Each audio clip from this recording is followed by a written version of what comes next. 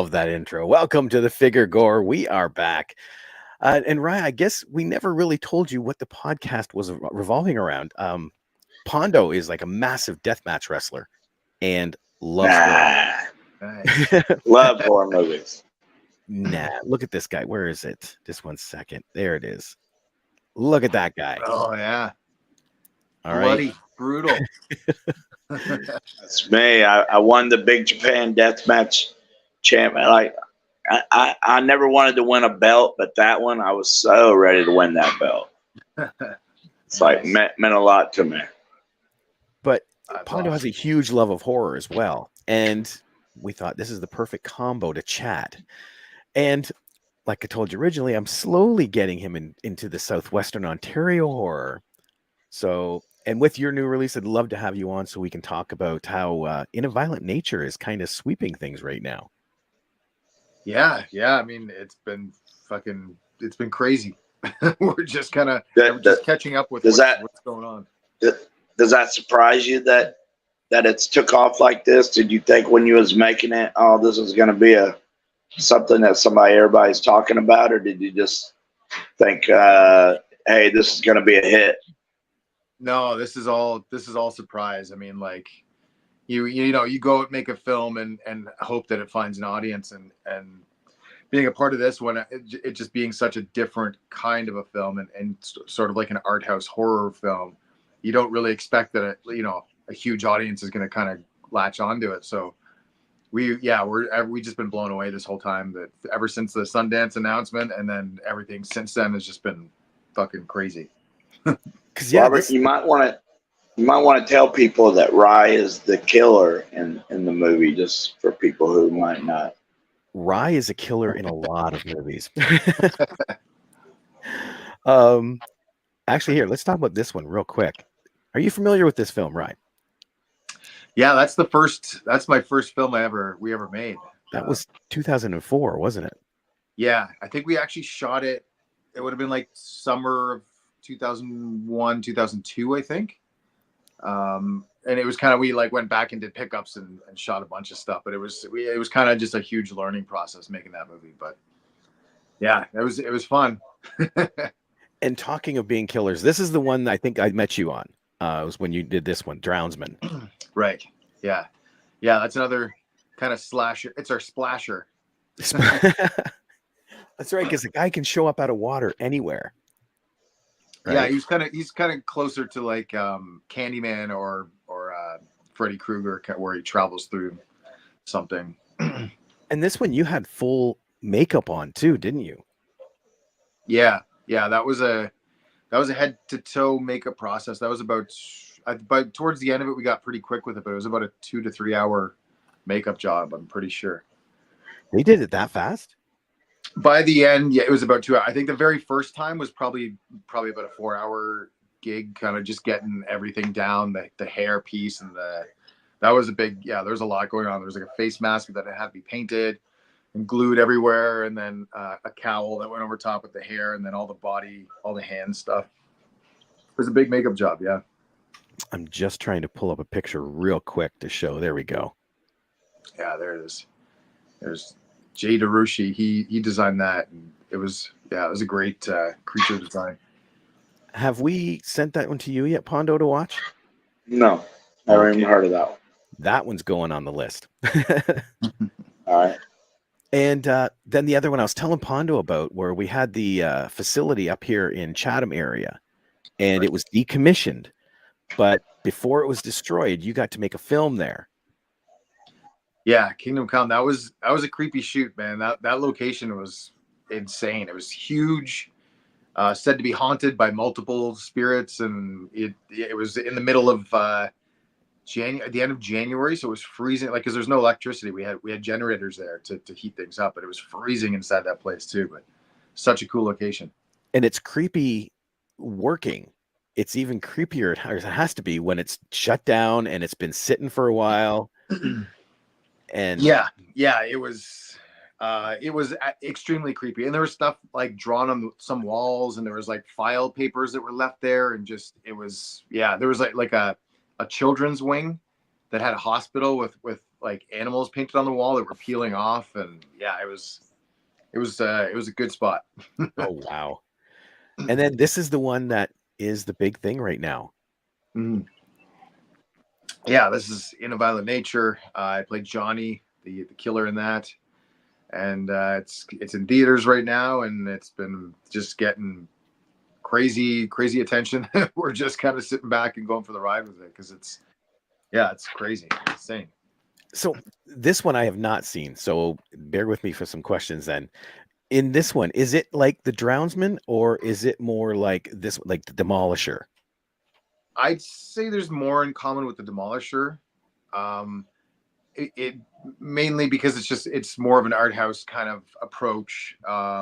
You're following the killer, and it's very different than what you would expect to see your average slasher, because you're spending your entire time with the slasher killer. So it's almost a hangout film, with some crazy, very gory kills mixed in throughout. So it's a different kind of a film, very different approach. So it's kind of one of those things where some people go in with expectations, and I mean, it's not for everybody. Some people do not like it at all, and that's totally fine. But it seems like the people who are digging it are really kind of loving it.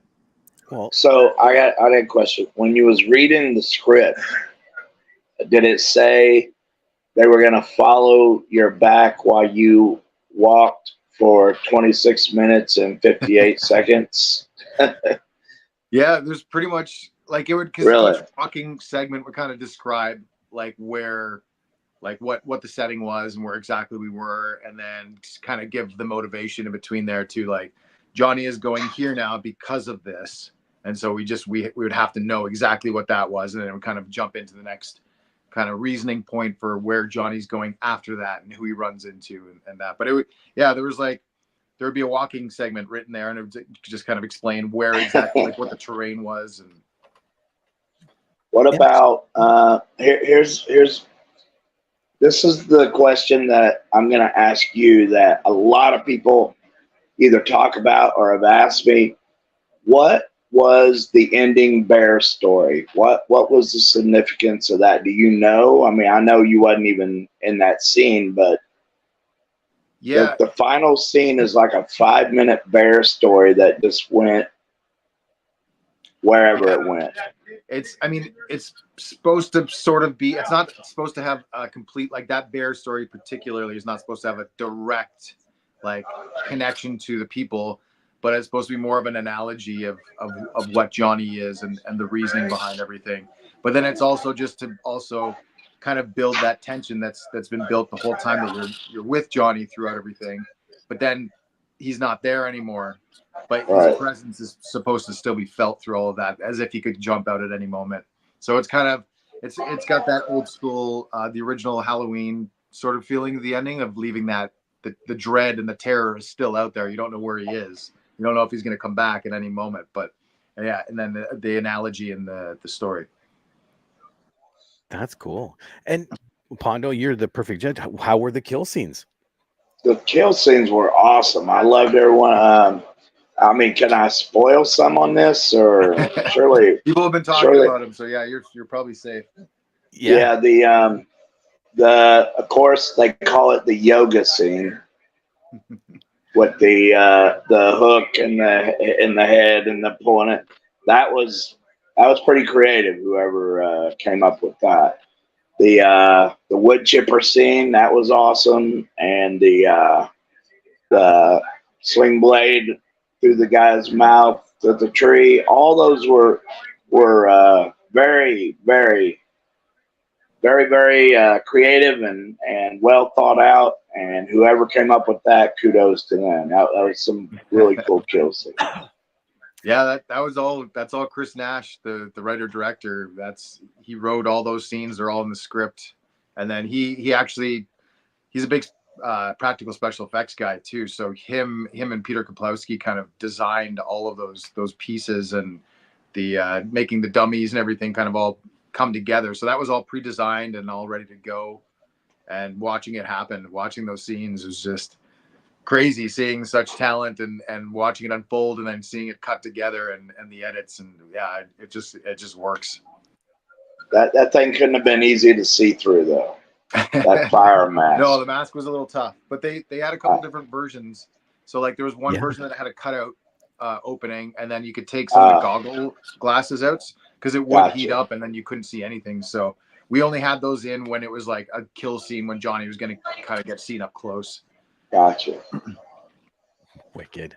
So let's jump way back. What made you decide to get into not only acting, but then jump into the horror genre? Because you've excelled in the horror genre. Well, I mean, I've always been a fan of horror, and I mean, just film in general, but horror kind of has this built-in fandom and a really loyal support system, and people just, you know, they want to see more. They want new entries in franchises, and then completely new ideas and twisting, you know, different ideas. So I've just been lucky to work with some great people, and they've called me back sometimes, and it's just kind of like, it's like once you're in there and you're doing it, if somebody likes something that you've done, you find other people who you'll end up working with, and it's just a great little community to be a part of. So it's just, yeah, it kind of was by accident that a lot of it is horror, but I mean, it's not nothing I'm not proud of or happy to be a part of. Well, yeah, you talk about groups like Sick, when you jumped in on that with Ryan, that kind of set things in motion because you've been in a couple others with him. Yeah, that was the first, we knew each other ahead of time, and I'd gone to a table read for another script that he did, and he had seen something I'd worked on, I think, and we were just kind of talking, and then I watched his other Christmas horror film too. So we were both aware of things that we had been working on, and then I got to jump in on that, and then we ended up doing a bunch of films together. We're still good buds to this day, always talking about new projects. This is another good one. Save Yourself. Mm-hmm. Yeah, that one was fun. It's the epitome of a horror movie too. It's women on a road trip going from point A to point B. Things happen and they get stuck at a house. Yeah. And and shenanigans ensue. We'll put it that way. Have I sent you that one yet, Pondo? No, not the only one that you did talk about the Drownsman with me, but I haven't heard any of the rest of these. Okay. Which is really rare for me because I find them and I watch them whether they're good or bad. Yeah, Pondo is a horror connoisseur. Like, awesome. He comes up with names like I'd never even heard of. When we first talked, what was it? Girl Fight? No, Girl House. Girl House. I think I've seen that. Yeah. Is that about the girls who are living? It's all on cam, like it's a cam house. The killer is called Loverboy. Yes, I saw that a while ago. I think was it the guys who did Jack Brooks' Monster Slayer. I think did that. I think I could be wrong, but I will find out. IMDb is a beautiful thing. It is. Yeah, I think it's those guys. Let me see. Girl House. They also, I want to see, there's another film I think they did, The Shrine. I think it's the same guys, John Knotts, I want to say, but I don't know, I could be wrong. It's been a while since I watched it is by John Knotts and Trevor Matthews. Right, Trevor Matthews. That's right. Peak. Yeah, they've got some great stuff. Yep, Jack Brooks' Monster Slayer. That's it. Look at that. If you haven't seen The Shrine too, that's a great flick. The Shrine. I have not. It's like it's kind of got a little bit of similarities to Midsummer, but then it's about like this cursed statue that they come across in this small European village, and it goes crazy from there. Have you seen that one, Pondo?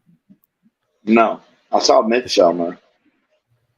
Yeah, I don't know. Check out The Shrine if you can find it. It's pretty cool. Aaron Ashmore's in that. Yeah. And 5.5 on IMDb, which is not bad. Everything seems to hover on IMDb, but 5 and 7. Yes. Yeah. There's some great films that I've seen on there that are rated 5 or in between there, and I'm just kind of like, but then, I mean, it's subjective, and some films really have like that tight niche audience, and others it's not. They're not made for a wide audience. So. Which is weird, like we mentioned earlier, with In a Violent Nature taking off, because you have done some other iconic roles, like I said, with Drownsman and The Horde, things like that. What do you feel is different about In a Violent Nature that made people latch onto this? I mean, it's had a great marketing team behind it with IFC and Shudder, and they have the budget to put that in and make sure it gets out to be seen. But that's definitely not all of it. I mean, it still had to get into Sundance and get good reactions off the top too. So, you know what? It's hard to say. I mean, if anyone could put their finger on it, we'd all be millionaires making the best film every single time that everybody wants to, But I think it's like a bit of a zeitgeist thing. Sometimes people are looking for something specific or slightly different. I think that the fact that there hasn't been a Friday the 13th movie come out in a while, and this is sort of like a flip side behind the scenes version of kind of what that would be. I think that might help with it too, but I don't know. I honestly, I love the practical effects personally, and I love the shift in perspective, and I think that also is clearly a huge part of it. So it's hard to know what the recipe is though for all of the things. I will tell you what sunk me in, because people kept talking about, they kept calling it the yoga scene. Mm-hmm. And not only me, but more people, like when they found out I watched it, would say, what was the yoga scene? Of course, I won't tell them. I don't tell nobody nothing. But it's that one thing, that one scene. Now, I'm not saying for every movie, but that one scene that everybody keeps talking about that I think sparked so much interest in this movie, because you're in the middle of a campground, but there's a famous yoga scene. Everybody keeps talking about this yoga scene.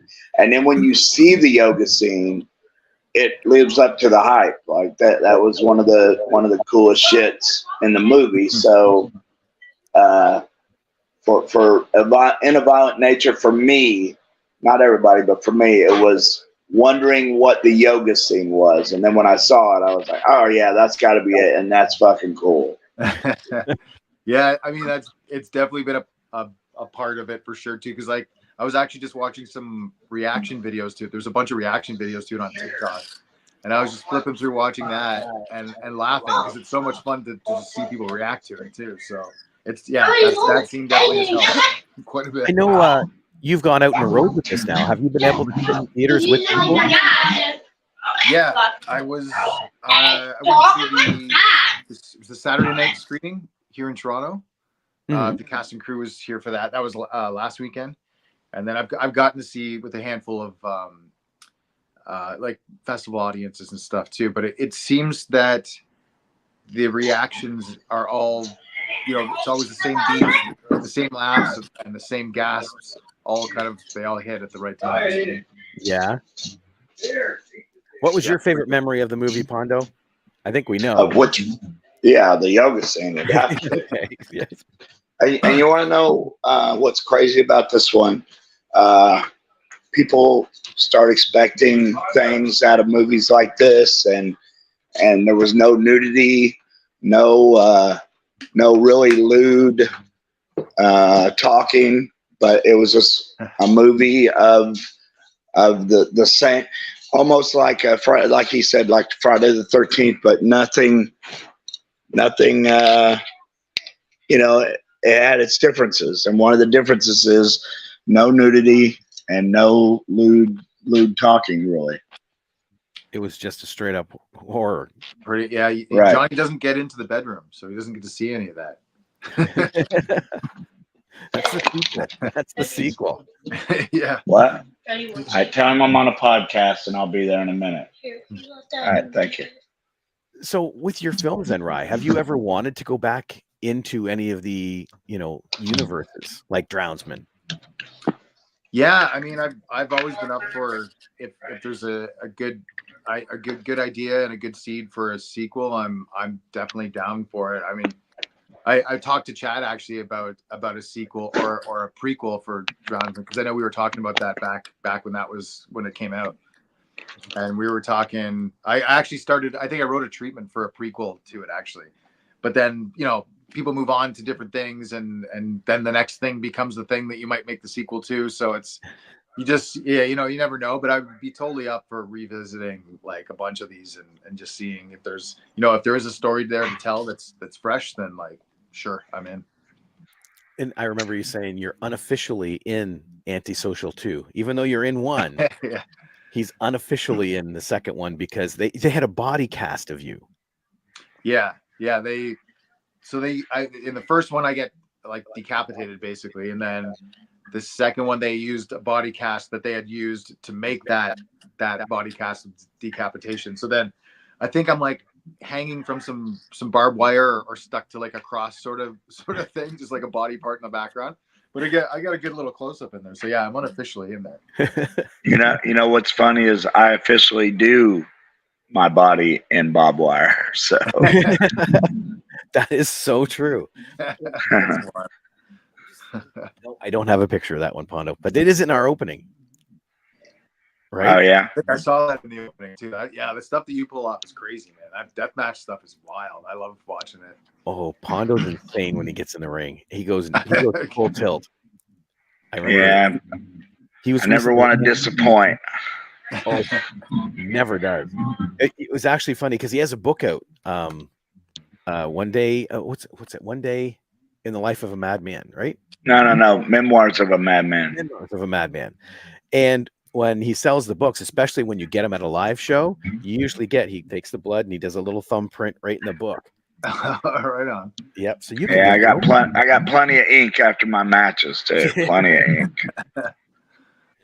I can hey guys, I hate to leave, but there's something going on here. I gotta go. But hey, it was good to meet you, Ry. I'll take that man. Sign 8x10 whenever you're around. Yes. Yeah. Likewise. All right, guys. I'll talk to you later. We'll see you later, Pondo. Great to meet you. All right. And where is it? There we go. Yeah, but Ry, the Violent Nature is just taken off like crazy, and it's well deserved for you. Like the blood, sweat, and tears and blood you've put into this. Yeah, thanks, man. I mean, not as much as Pondo, but yeah, there's definitely been there's been some real blood in the making of things, and yeah, definitely sweat and tears. And I know Chris Nash, man, he put everything into this movie. Like I was saying at one of the Q&As that some of the blood you see might actually be some of his, because he sliced his hands open, he stepped on a nail, he was getting stung by wasps and bit by mosquitoes and black flies the whole time. And yeah, he put a lot of effort, a lot of passion into this film. Black flies. Wait, where was this filmed? So we were close to Sault Ste. Marie, like in the outskirts, called Goulet River area. And we were up when we were up there first, they weren't bad at all, but then we came back for another shooting block and they were in full on attack mode, and it got pretty horrific a couple of days. And they're like small Volkswagens, those black flies up there. Yeah. There's those there's like the deer and the horse flies, and then the black flies are these tiny little just black things. They can get any, like you'll put netting on and they'll somehow find a way in, like under clothing, but then they take like a chunk of your skin. They actually there's like a little bloody spot after they just tear it right off. Yes, I know. My mom was engaged to a gentleman before he passed, and he used to love going fishing in Quebec. And when he was out on the beach, he's casting away, but he heard this damn fuck shit, and he's smacking himself, and he comes back with all these little divots out of his feet and hands. So I can't imagine filming like that. They were honestly, it was like we were doing some holding like in the van in between scenes. We just hop in the van and close the door, but you could actually see clouds of mosquitoes and black flies around because they could sense us in there. They know. And then we get out, and everyone would have netting. I put some netting on under the mask the days that it was really bad, but they still found a way in. And the one place, because I'd spray my face and I had like blackout makeup around my eyes, but one of the only places they would go would be your eyes, because that's the one place you can't really spray, right? Yeah. So I'd be walking with the helmet on, and they're in there. We're in the middle of a long shot, and they'd be gnawing at my eyelids. So I would just close my eyes like this and just try not to trip. Like the yoga scene, there's a long walk up, and it walks up to you see her in the distance, And I think most of those takes, my eyes were closed because of the black flies. Oh, wow. So the pain in this character was real. Yeah. He's got some real rage and suffering in there.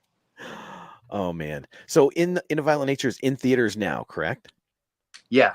So it's in Cineplex Scotiabank theaters, and then it's expanded to a handful of others too. It's in some smaller, like some rep theaters, and it's actually playing in Sault Ste. Marie this weekend too, and London, Kitchener at the it's either at the Princess Twin in Kitchener. I don't know all of them, but it's opening at some more too. And it's in the States somewhere too, because Pondo saw it. Yeah, and then in the States it's in AMC. I think they've got 1,400 screens. I don't know if they're still on that many, but it opened on 14. So I have to ask then, is this like the biggest opening for one of your films? Oh yeah. Yeah. This is crazy. Like even just seeing it was in the top 10 box office for the opening weekend. And I'm just blown away by that, because that's never been even close to something like that. So wild. Yeah. Well, yeah, because with the Southwestern Ontario Horror, it debuts here, but that's kind of where it stays. Yeah, like you get that odd one that kind of breaks out, and it'll have maybe a small theatrical, but it'll be a couple of screens here and there, sort of thing. And then like you're not going to get millions of people showing up for that. It's just kind of, you hope that horror fans show up for it, and the people who want to see it on a big screen get to see it. But it's usually a limited, maybe a weekend, maybe 1 week screening or something. Yeah. Now, did you know about the marketing before filming? Like, did it add any pressure to your performance? No. I didn't really know what they were going to do with it that way. It was kind of more just focused on what we were doing in the moment, and kind of creating this character to, to hopefully be something interesting to watch and to be unique. But we had no idea what the marketing was going to be. And then when they came up with these ideas of doing the Johnny on the street, where he's in full gear walking around and just scaring people and stuff. And so I suited up a few times, and it was a lot of fun. No doubt. Awesome. Well, Ry, thank you so much for chatting. I know Pondo was big in it. When I first messaged you, I hadn't realized he'd seen that film. So as soon as we mentioned it, it's like, oh, this is the guy from that film, right? Yes, this is the guy from that film. So I know he appreciates chatting with you. That's awesome. And it was it's so funny. It's fun talking to people who haven't seen it yet, and to people who've seen it, because you got to dance around. I don't want to ruin anything, but at the same time, it's you kind of know what you're getting into when you step in. Exactly. You know the premise, so you know what you're getting. It's just fun to see it executed. Yes. Yeah. Pun intended, I guess. All right. Well, I'll get you to stick around just 1 second after we do the outro. Okay. Yeah, no problem, man. But other than that, thank you so much for joining us. And sorry, Pondo had to take off so early, but back with another figure Gore very soon.